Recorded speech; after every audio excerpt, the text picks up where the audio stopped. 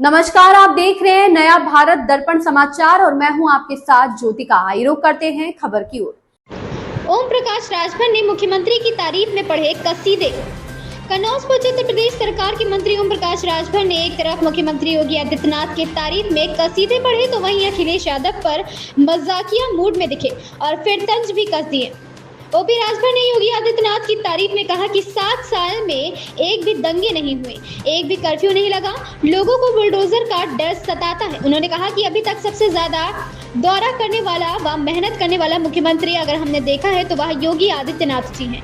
वहीं अखिलेश यादव के लिए मजाकिया अंदाज में ओपी राजभर ने पत्रकार द्वारा पूछे गए सवाल पर कहा कि आप अखिलेश यादव के संसदीय क्षेत्र में आज घूमने, तो इस पर उन्होंने कहा कि यहाँ अखिलेश जी का है, तो पत्रकार ने कहा कि वहाँ सांसद हो गए हैं। इस पर उन्होंने कहा कि इससे पहले तो सुभा पाठक सांसद थे, जिस पर पत्रकार ने कहा कि क्या आपको जानकारी नहीं कि अखिलेश यादव सांसद हैं?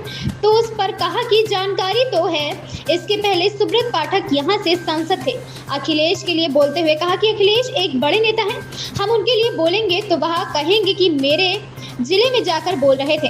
अब देखिए, एक तरफ जाति गणना की बात करते हैं और जब सदन में एक नेता ने पूछ दिया कि राहुल की जात क्या है तो उनको बुरा लग रहा है। डिप्टी सीएम केशव प्रसाद मौर्य को लेकर अखिलेश यादव के बराबर इस पर तंज कसने को कहा कि हाथी के 2 दांत होते हैं, एक दिखाने के और एक खाने के। उन्होंने आगे कहा कि मंगलवार को कैबिनेट की मीटिंग हो रही थी जिसमें दोनों डिप्टी सीएम और मैं खुद मौजूद था।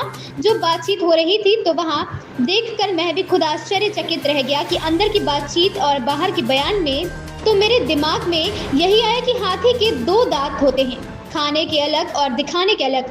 मदरसे को लेकर दिया बयान, मेरे पास अल्पसंख्यक कल्याण है तो मैं चाहता हूं कि यूपी बोर्ड और सीबीएसई बोर्ड की तरह मदरसा चले, उसके कानून में संशोधन हो, यूपी बोर्ड और सीबीएसई बोर्ड की यूनिवर्सिटी की तरह मदरसा बोर्ड की भी यूनिवर्सिटी हो। मुख्यमंत्री से मिलकर इस पर चर्चा की जाएगी। शिवम सैनी की रिपोर्ट। कन्नौज में क्या कुछ देखा आज आपने? पहली बार आप कन्नौज आए हैं शायद। कन्नौज हम ये 7वीं बार आए हैं। मंत्री बनने के बाद? हाँ, मंत्री बनने के बाद पहली बार आए। जी। आज हमारा आने का उद्देश्य पंचायती राज विभाग द्वारा एक प्रशिक्षण केंद्र कन्नौज में 16-17 में सैंक्शन हुआ था 25 करोड़ रुपए की लागत से बनने के लिए। अभी वो आधा अधूरा बचा हुआ रह गया, 8 साल हो गया। तो पता लगा तो क्यों नहीं बन रहा, क्या कारण है, तो उसकी पूरी जानकारी उसके मुआयने के लिए हम इधर आए हुए थे। मंत्री जी, नजूल का बिल पास नहीं हुआ है और कई जो बीजेपी के एमएलए हैं इन्होंने विरोध किया है, क्या कहना है आपका? विरोध नहीं किया है। नजूल में जो गरीब कमज़ोर लोग हैं, बसे हुए लोग हैं, मुख्यमंत्री जी की भी सोच है, प्रधानमंत्री जी की भी सोच है कि हम उनको छत दे करके बसाने की बात करते हैं। नजूल के जो कानून की बात आ रही है तो उसमें ये है कि जो बीजेपी के विधायक हों चाहे किसी दल के हों, सबकी ये राय है कि गरीबों को न उजाड़ा जाए, गरीबों को वहीं रहने दिया जाए जो जहाँ है, तो उनको वहीं उनका मालिकाना हक दे करके इसको उस कानून में समायोजित करके इस नियम को तब उसको लागू किया जाए। तो भूपेंद्र चौधरी खुद इसका विरोध कर रहे हैं, तो कहीं ना कहीं सरकार और संगठन क्या आमने-सामने हो गया? नहीं, ऐसा नहीं। अगर सरकार ने कोई कदम उठाया, कोई बात अगर उसमें छूट गई है तो उसको ऐड कराने की जिम्मेदारी संगठन की भी है। तो क्या पहले तैयारी नहीं की गई थी क्या इस विधेयक लाने के लिए? अब विधानसभा में संसदीय कार्य मंत्री ने उस बात को स्वीकार किया कि छूट गया, इसको हम उसमें एडजस्ट कर लेंगे। लेकिन जब विधान परिषद में गया तो उन लोगों को लगा कि नहीं, आप इसको ऐड करके तब लेके आओ, मात्र इतनी सी बात है। अच्छा, आपकी पार्टी का क्या स्टैंड है? बिल्कुल गरीबों को उजाड़ा न जाए, गरीब उसमें मालिकाना हक उनको मिले, वहीं रहे। मुख्यमंत्री जी भी यही कह रहे हैं, प्रधानमंत्री जी भी यही कह रहे हैं, हम भी कह रहे हैं, यही पूरा सदन कह रहा है। विधेयक से पहले तैयारी नहीं करेगी, लाने से पहले इसको तैयारी किए होंगे, थोड़ी बातचीत नहीं हुई थी क्या? नहीं, उस पर हम थोड़ा बाहर थे, 2 दिन हम बाहर। सीएम ने सदन में कहा है कि अब खटा करने 2027 में सपा सेट, इस पर आपका क्या कहना है? देखिए, उन्होंने कहा है तो उस हिसाब से काम कर रहे हैं। उदाहरण देखिए, 7 साल में एक भी दंगे उत्तर प्रदेश में नहीं हुए, एक भी कर्फ्यू नहीं लगा। आज लोगों को बुलडोजर का डर सताता है और ऐसे ऐसे कानून आ रहे हैं कि कानून सुनने के बाद लोगों के दिल में और दिमाग में भय लग रहा है कि हम गलत करेंगे तो हम आजीवन जेल में रहेंगे, हमको करोड़ों रुपया जुर्माना देना पड़ेगा। तो एक माहौल क्रिएट किया जा रहा है और मुख्यमंत्री जी शायद आप अगर दलीय बात राजनीति से हट करके अब पत्रकारिता की हैसियत से अगर अध्ययन करेंगे तो सबसे ज़्यादा दौड़ा करने वाला मुख्यमंत्री, मेहनत करने वाला मुख्यमंत्री अभी तक कोई अगर हमने देखा तो माननीय योगी आदित्यनाथ जी, इसको तो कोई नहीं न कर सकता है। अभी अखिलेश यादव ने आज एक ट्वीट किया है तो उन्होंने ये कहा है कि कहीं ना कहीं जो दिल्ली का गुस्सा है वो अब योगी आदित्यनाथ लखनऊ पे उतार रहे हैं, तो क्या उनके जो पीछे थे उनको दिख नहीं रहा है कि कौन आदमी विरोध कर रहा है? कोई इस बात पर ट्वीट किया है उन्होंने। अब देखिए, अखिलेश जी बड़े नेता हैं, हम उनके विषय में बोलेंगे तो होगा कि हमारे ज़िले में जाके बोल रहे हैं। आप बताइए, एक तरफ जातिवाद जनगणना की बात करते हैं, जातियों की गिनती कराने की बात करते हैं और सदन में अगर एक सांसद ने पूछ लिया राहुल जी की जाति तो बुरा लग रहा है।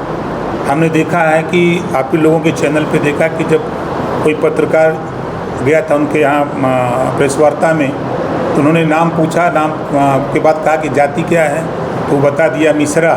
हाँ देखो मिश्रा जी आ गए। एक तरफ आप जाति पूछ रहे हो और दूसरी तरफ अगर सदन में कोई जाति पूछ दिया तो आप उसका विरोध कर रहे हो, तो किस तरह आप जातिवाद जनगणना कराओगे भाई? राजभर जी, एक सवाल इस समय बड़ा चर्चित है, आपके लिए सरकार बड़ा है या संगठन? संगठन से सरकार बनती है, सरकार से संगठन नहीं बनता है। संगठन के बदौलत ही चुनाव होता है। संगठन से जब चुन करके विधायक और सांसद आते हैं तो प्रदेश और देश में सरकारें बनती हैं। अभी आपने एक चीज़ बोली कि बहुत नतीजे आ गए, उदाहरण देख लीजिए 2027 की तैयारी का, तो उदाहरण तो लोकसभा चुनाव भी हो सकता है। हमने देखा कि तमाम कांग्रेस के कार्यालय पर वो लेने के लिए 1-1 लाख खटाखट लाइन लगा ली। तो सरकार में नहीं आ पाए ना। कितने दिन काट की हाड़ी चढ़ा करके आप लोग हैं, संविधान खतरे में है। अच्छा, जिसके ऊपर पूरा चुनाव लड़ा गया अयोध्या, वो सीट हार गया, उसके लिए क्या करेंगे? देखिए, जनता मालिक है, जनता वोट देती है।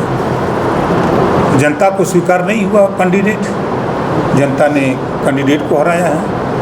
वो अयोध्या को नहीं हराया, भारतीय जनता पार्टी को नहीं हराया, कैंडिडेट को हराया, कैंडिडेट से गुस्सा। तो यूपी में चुनाव जो हार हुई है तो उसको किसके पीछे क्या मानते हैं कि सही नहीं हो पाया सही तरह? पहले भाजपा में थे, फिर सपा में आए, भाजपा में आ गए, लगातार बयानबाजी, कहीं वो भी घात साबित हुई क्योंकि पूर्वांचल में भी काफ़ी नहीं, ऐसा कुछ नहीं। देखिए, जनता, मैं फिर कह रहा हूँ, जनता मालिक है। आप देखिए, जो देश में 400 सीट जीतने वाली कांग्रेस 3 बार में भी 400 नहीं जीत पाई।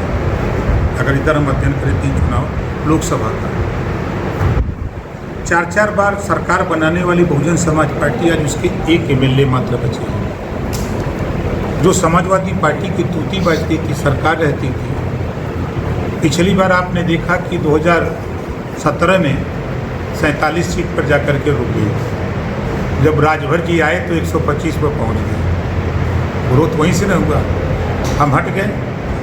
सांसद का चुनाव और विधानसभा का चुनाव, लोकसभा और विधानसभा के चुनाव में देश के सवाल पे चुनाव होते हैं और जब प्रदेश का चुनाव होता है तो प्रदेश के सवाल पे प्रदेश की तमाम समस्याएं उसमें आ जाती हैं। और लोकसभा के चुनाव में एक लोकसभा में 3 कैंडिडेट होते हैं या 4। इस खबर में बस इतना ही। बने रहिए नया भारत दर्पण समाचार के साथ।